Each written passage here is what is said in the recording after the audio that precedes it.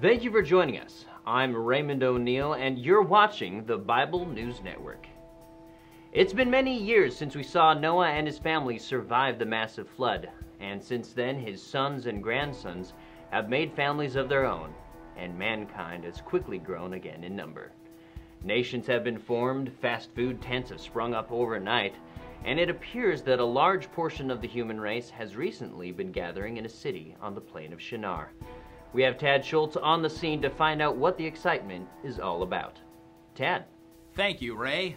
I'm standing here with real estate and financial mogul Ronald Chump, who's known around these parts as the boss of Babylonia.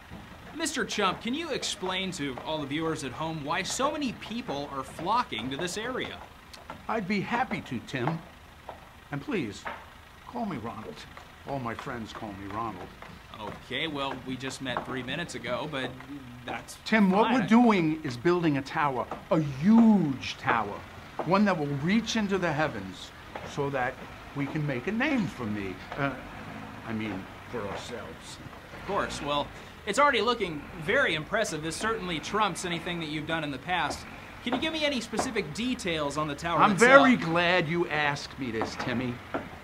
This magnificent world wonder will feature over 600 luxurious suites, 50 glamorous conference rooms for busy businessmen like myself, not to mention 10 indoor swimming bathhouses and a fully stocked warrior training facility. Well, that sounds great, Ronald. Who is paying for all I've of it? invested a lot of my own personal fortune into this construction of this fantastical tower to make sure it has everything that the modern day traveler desires. Wow. Business savvy and extremely generous. I guess that's what you get when you ask for Ronald Chump. And I assume since you're pouring so much money into the tower itself that they may just name it after you? Chump Tower has a nice ring to it, huh? It certainly does. Well, best of luck, Chump. We'll be sure to keep all the viewers at home updated as tower construction continues. Back to you in the studio, Ray. Thank you, Tad, for that informative update. And Lisa, you'll make sure to get me tickets to the ribbon cutting ceremony, right? Like, preferably towards the front, you know. Next to someone like, I want an important person, like someone slightly more important than me on my right, so that people know I have connections. Someone slightly less important, so that I look good by comparison. You can arrange that, right? Okay, we'll talk later. To discuss all of the recent technology advancements mankind has been making, Brad Bartoloni is interviewing. Really? We brought Sid Feldsworth again? We couldn't get anyone else? Great. All right. We got Sid Feldsworth. Brad, interview. Thanks, Ray. When asked to get updates on all of the latest progress the world has made, the only man that came to mind was our resident scientist and all-around know-it-all, Dr. Sid Feldsworth.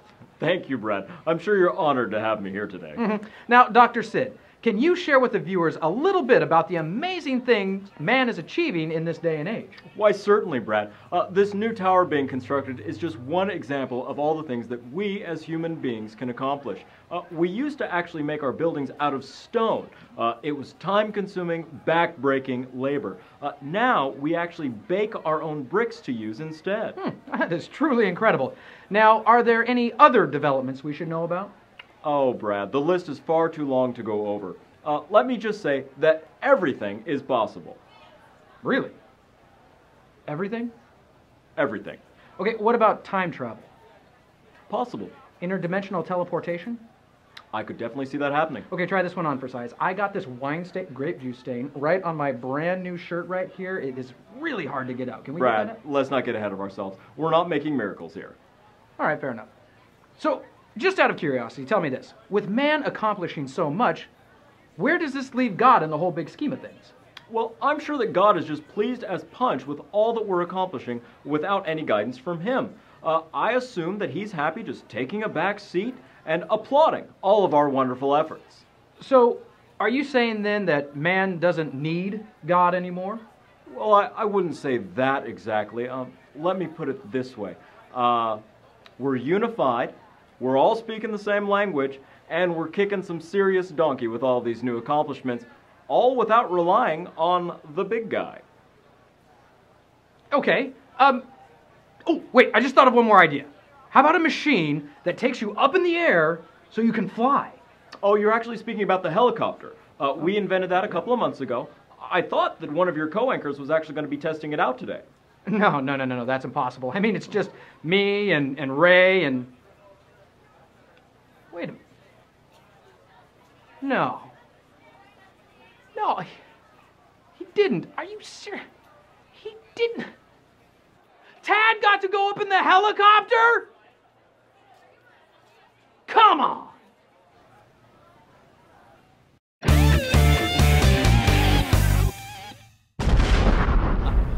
Well, what do you know? This is Chopper Tad bringing you a bird's eye view on all of the action. I now have the best view of the tower construction, and I'll be giving you updates from here on out in a cool, awesome way. Back to you in the studio, Ray. Thank you, Chopper Tad. Brad. It looks like everything is fantastic right now on Earth, and mankind is declaring themselves capable of pretty much anything. We'll keep you posted as the tower expands, along with everyone's egos. Until then, this is Raymond O'Neill, signing off. Oh, it's a nice shirt. I was trying to read what it says. It's one of those kind of like hipster ones that like pretends to be original and yet they printed like 1,000 of them. No, I'm not criticizing your clothing choice. I think, you know, that expresses who you are. You're a non-conformist who wears conforming clothes.